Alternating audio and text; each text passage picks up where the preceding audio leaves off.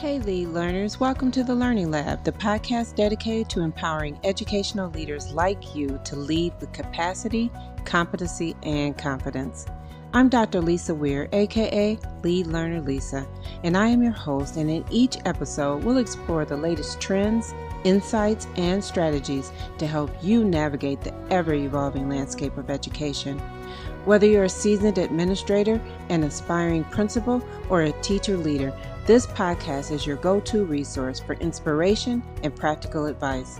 We believe that strong leadership is the cornerstone of successful schools and thriving students, and we are here to support you on your journey. Join us as we dive into conversations with visionary educators, share real-world success stories, and provide actionable tips to enhance your leadership skills. Together, we'll build a community of lead learners committed to making a lasting impact in education, changing lives, and making futures one mind at a time. So let's get started and lead the way to a brighter future for our students and our schools.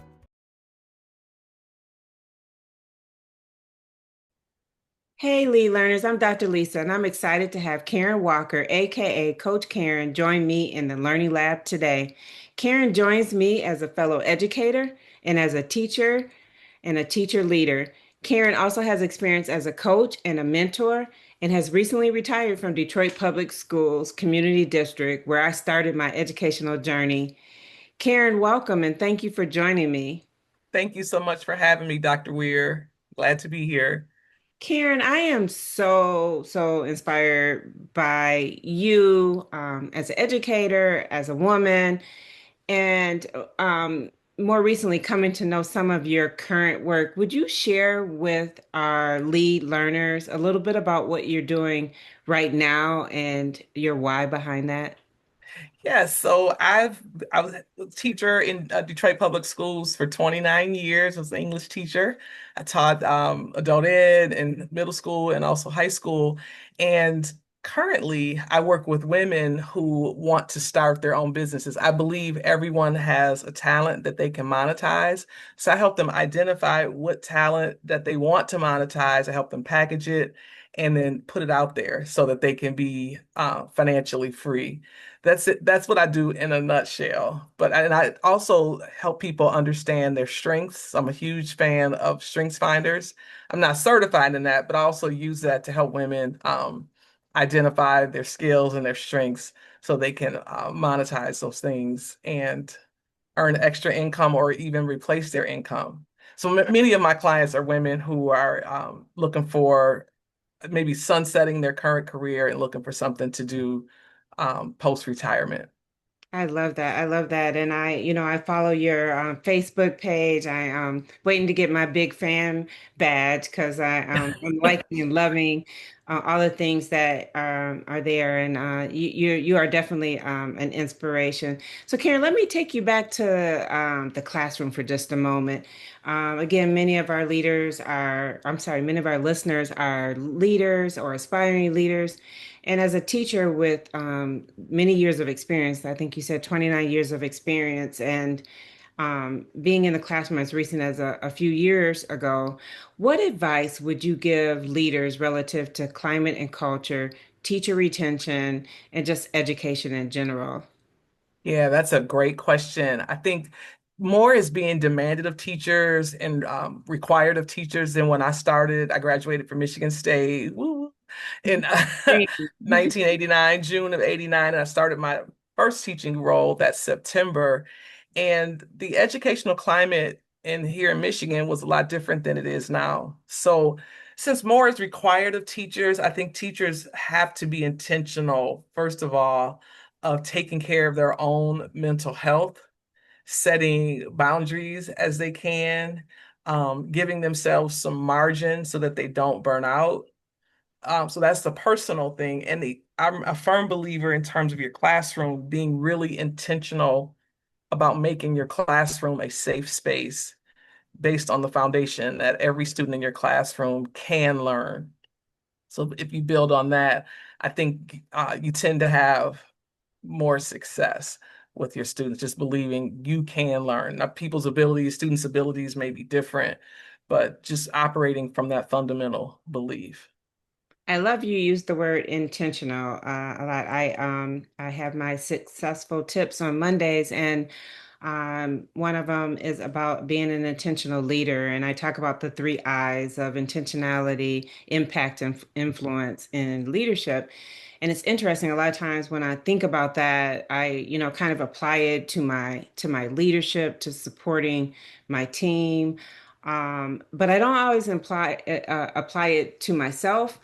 And I think sometimes, even as leaders, we don't apply it to maybe some of those relational, qualitative attributes of leaderships. And what I mean by that is, you and I have had these conversations before about the importance of self-care.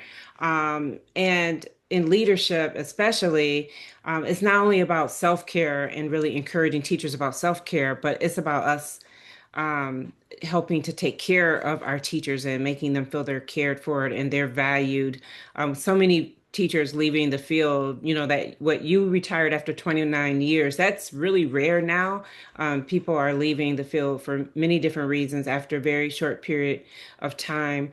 When you think about self-care and even thinking about what you do now with coaching, what is some advice that you've given around self-care? And then just talk a little bit about it may be some advice for aspiring leaders around taking care of their staff. I mean, you've worked in the building and you know all of the things that teachers have to be responsible for. Yeah. Starting with leaders, I think it's important that leaders set a tone in their building, that their teachers are appreciated, um, giving meaningful feedback, and also giving meaningful ways that you do affirm teachers.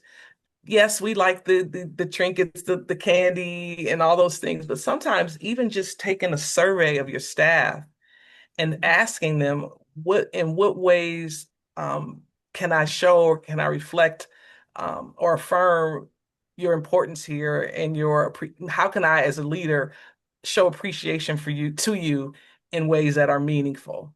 So don't get me wrong, the mugs are fun, full of Hershey's Kisses. I've got more school mugs I know what to do with. But even asking your staff in what ways can I show appreciation that are meaningful? Literally asking them and setting that intention of showing appreciation. I've been in buildings where principals seemingly didn't think that was important. Like, we're here to get a check. I don't need to affirm you. You're here to do a job, and that's it. Um, and those schools tend to have a lot of turnover. Where teachers stay are in school buildings where they are appreciated and they're appreciated consistently and in meaningful ways. So that's what I would say to leaders.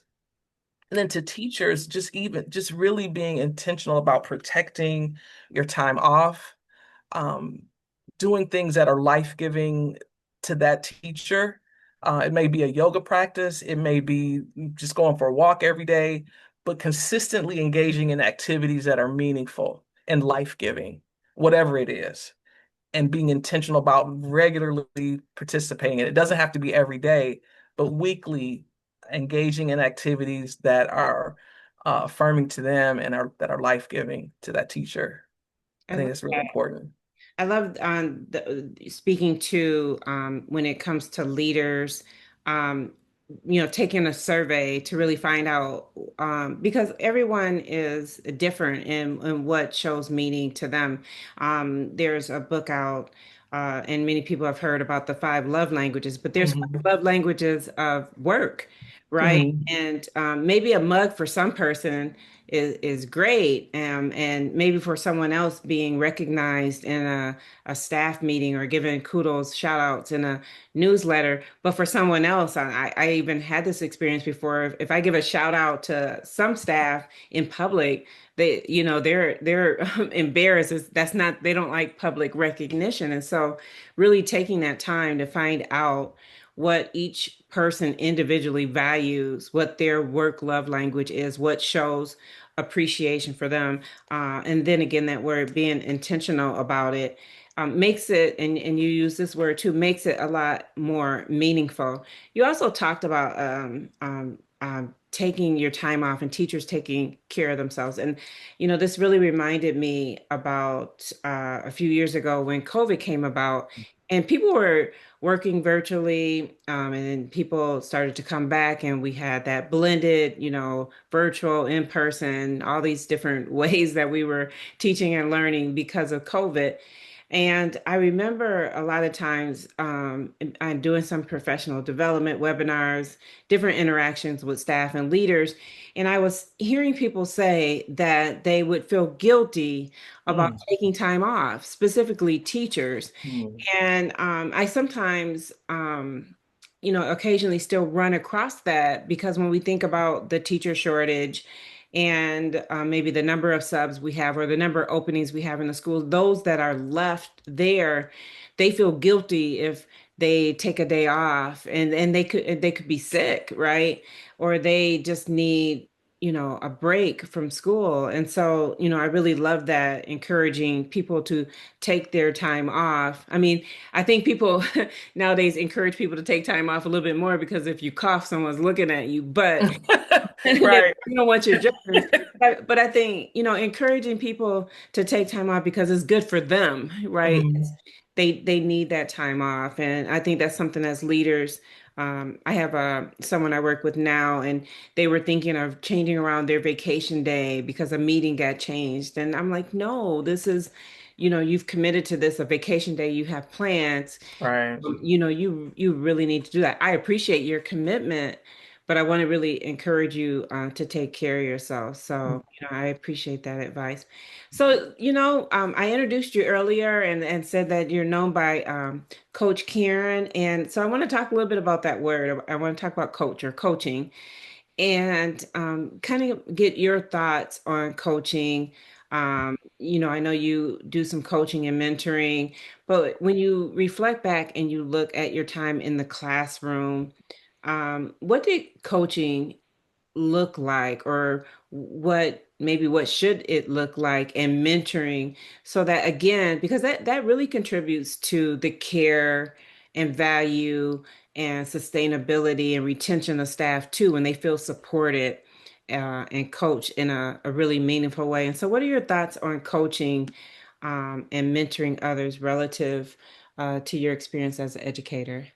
Yeah, I think as a coach, it gives me the opportunity to lean into the individual's North Star. Like, what is your guiding principle as a person? For leaders on this call, what is your guiding principle as a principal? What culture or climate do you want to establish in your school? Looking into what's possible for my students. So that gives me an opportunity to just help people identify like what is my North Star? What is my um, calling, if you even want to put it in a religious context. I'm a spiritual director. I've been certified as a spiritual director. So if you want to look at it as calling or purpose, that what is that thing I've been uniquely called to do and to be? And so even though I don't teach in a public school context anymore, I do consider myself a teacher. I'm just not in that context. So that's my North Star. And helping women to be set free. That's my guiding principle. So even having conversations and creating space to have those kind of conversations with students, like you are created with a unique purpose. You have a unique set. Like I look at it as an envelope. Like Lisa, you have an envelope that has your sealed orders. You're called to do and be X, whatever it is, right? And I believe that for every person. And just creating space to lean into how is it possible we can help you to live into and lean into that thing. So that's what I think a coach, and for me, that's what it means to help guide people toward that. You think about a compass, the North Star, the West might be things that are the sunsets in the West, doesn't it? I should know that. Yes, The ma'am. sunset for this conversation, the sunsets in the West. And even sometimes when you're leaning into your North Star, there may be things that you need to sunset in your life to have something else. For example, if you are married and you have a child, so you're sunsetting some independence. Yeah. But the greater good is I want to be a parent, right? If you want to get married, you're sunsetting, you got to sunset your single life, which is a good thing, but the marriage is a good thing too. So it doesn't mean necessarily you're letting go of bad things to lean into your North Star. You're just leaning into things that may conflict with it, if that makes sense. Yeah, I Um, yeah. And then in the East, I think of things that are coming up that are life-giving, things you do for fun. And in the South is more of your foundation to help you to focus. So I use the compass a lot. And I got to look at my compass. I should know. I think the sun sets in the You are west. absolutely correct. It does. The world we're in today and all the crazy stuff happening. Hey, I wake up and see the sun rise in the west might not be out of this world anymore. No, you are absolutely correct. Yeah, I love that, and I love the whole North Star. And I think sometimes um, people don't always feel safe. Like they may be pulled in a different direction, but for some reason they don't feel safe. And I think about educators, or I think about just people in general, and that whole courage piece, but also not being afraid to fail forward, right? Like Mm, part of learning, well, anything that you're learning new, I think about maybe years ago, learning how to drive. You didn't instantly jump in a car, know how to parallel park, know how to merge onto the freeway. All of those things you had to learn. And whether your craft is leadership or your craft is teaching, whatever your purpose is being able to lean into that purpose with courage, but understanding that part of that learning process and improvement is being okay with failing forward. And so, as you are coaching individuals or even your experience working with students in the school, how do you really help students or the people that you coach work through their fears of failure or taking that first leap? well, as you mentioned, I mean, helping them, reminding them that failure is a part of the learning process. And I'm a huge proponent of giving ourselves grace when we make mistakes, but just really framing it as not even a mistake, but just, I found out that this thing doesn't work. Hmm. I need to maybe try something different or try something else. But just affirming that it's just part of our growth process. And if we look at ourselves as students, um, learning new things, yeah, there are going to be mistakes there and lessons that we learn, and it's a part of our journey. And just giving ourselves permission to learn those lessons, whether it be mistakes or whatever, but it's just a part of the whole learning process. I love that. I love that. A lot of times when I work with leaders and and thinking about the leaders that are listening here, I talk about the journey that has led to where they are, and which is part of their journey of as to where they want to go. I believe that no one ever arrives, right? That's why I believe that mentoring and coaching is always it's a lifelong thing that's really important.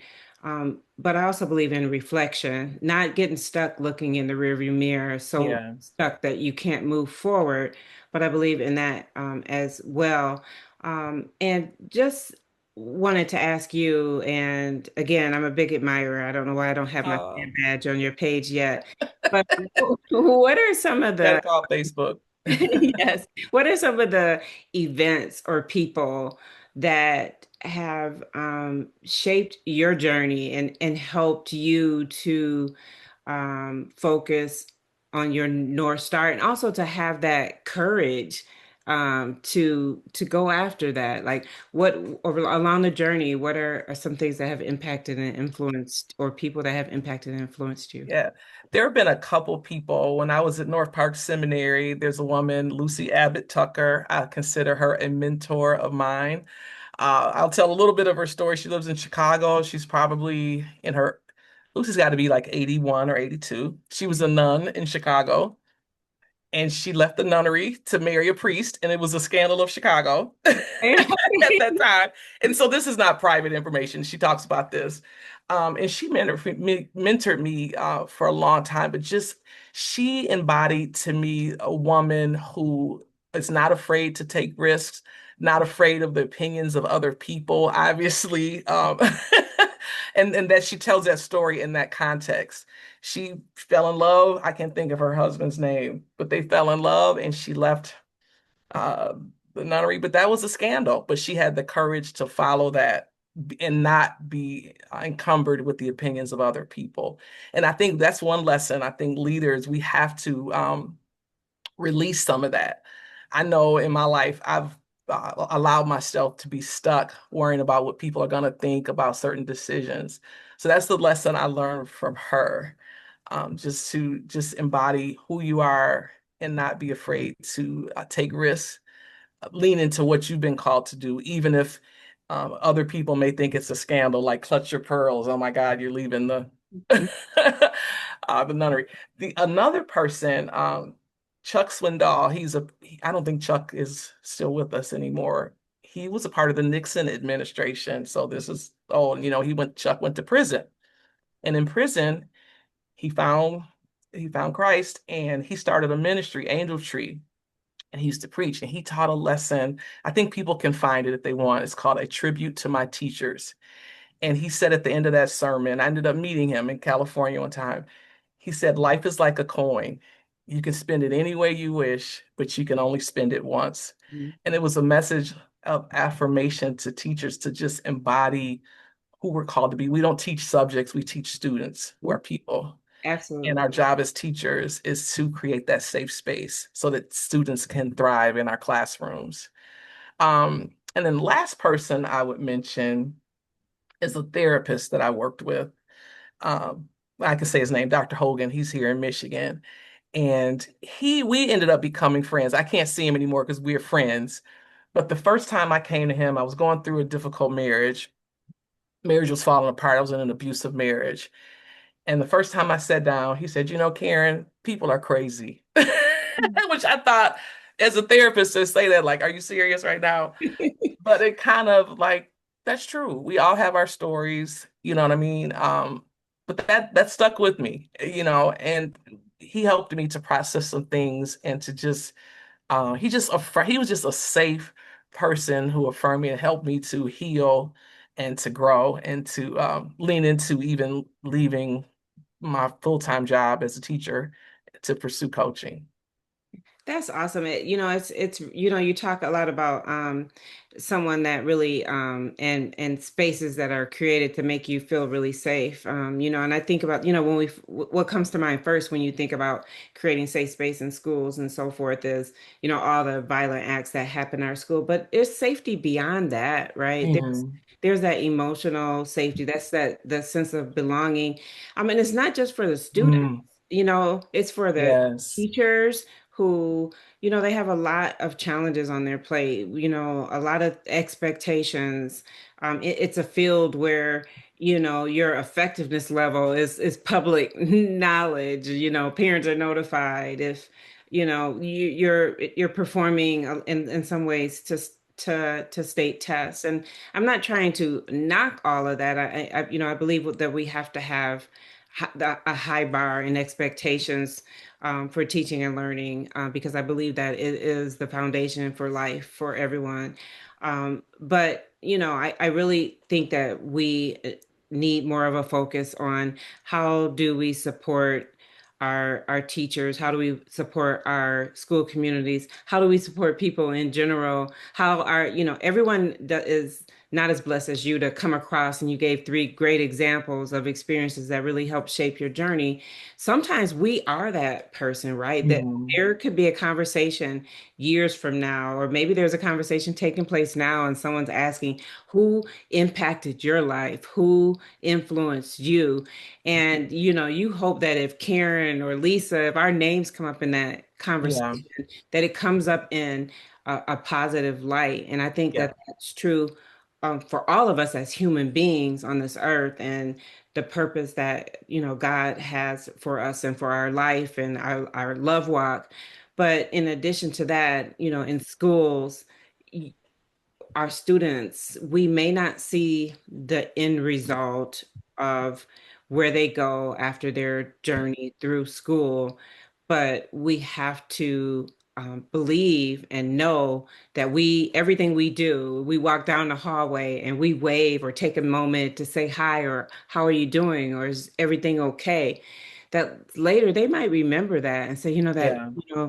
Miss Walker stopped and asked me if I was okay, and she didn't know. But right at that moment, I was just contemplating, thinking like nothing was going right in my life. You never, never, never know.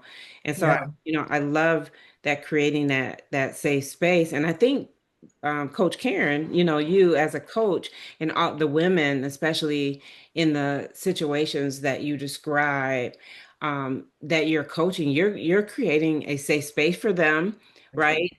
But we also know that your coaching with them, your interaction with them is limited to that interaction with them. So how do you get them to take that safety and courage with them?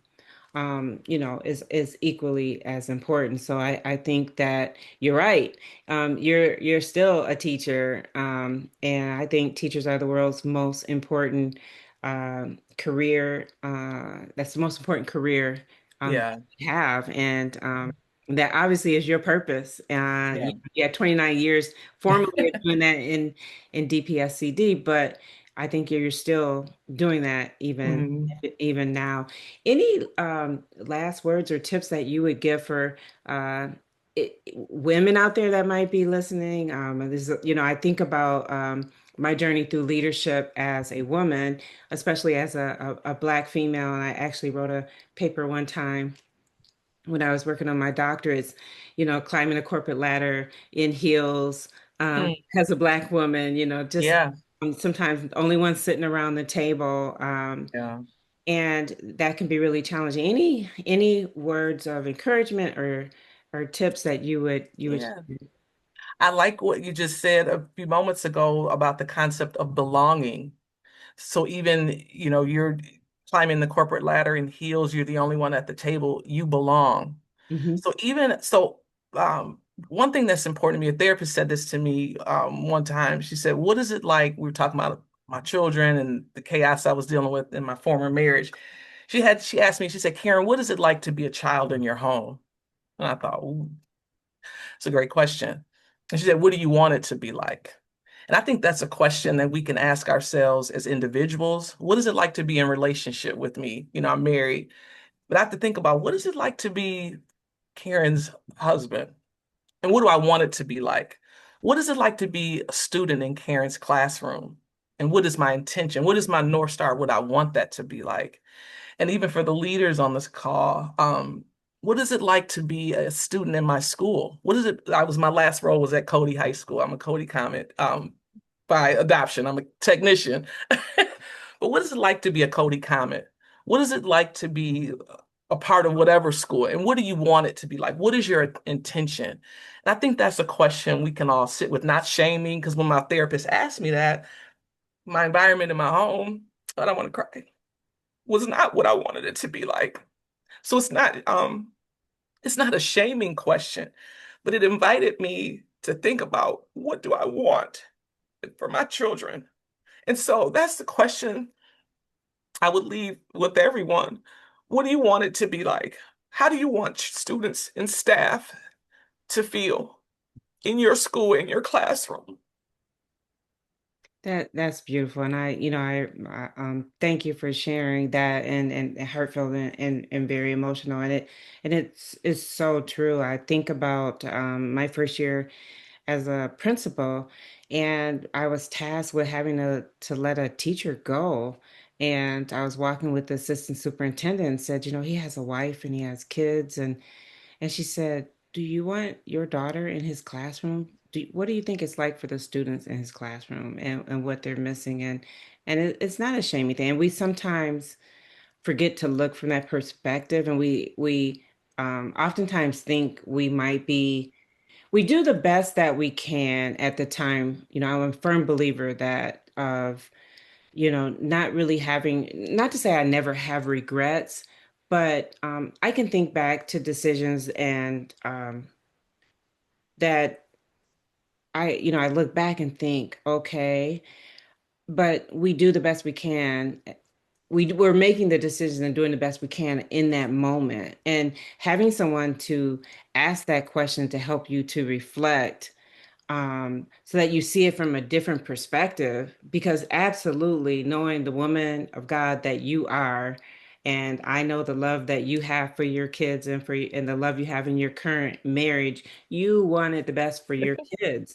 And so, sometimes we get caught up in that world and without that outside perspective to really talk to us and ask us those questions, right? That's what a coach and a counselor and a mentor does. That I had a mentor, she would ask tough questions, And so that's so important, and what a beautiful story, and looking at where you are now, and just I love that. I love that. That's something that I hope that everyone listening to this grab that nugget, because that was a really um, profound and perfect piece of advice to take away and to take us for our close.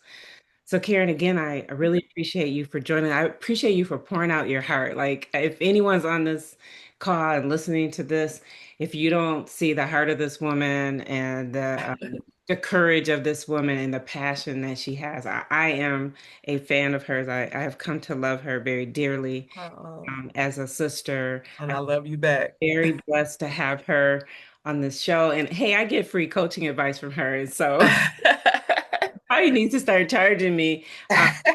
But I can't wait to have you on the show again, because I know that you have some more nuggets that you can share. We don't have a lot of time in each show, but we are definitely going to have you back. And so I just appreciate you for joining me, and I hope that you'll come back again to share your wisdom and your love and passion for education with our lead learners. I would love that. I would love that. This has been a gift. You are a gift. And I've enjoyed this conversation. And hopefully, it offers encouragement and support to everyone that's listening. Absolutely. I'm definitely encouraged. And lead learners, it's time for us to hang up our lab coats until next time. Meanwhile, you can follow me on Instagram at One Mind Ed Consulting LLC. Please like and share. Be sure to check out my successful tips on Mondays. And until next time, lead, learn, and love saving lives, making futures one mind at a time.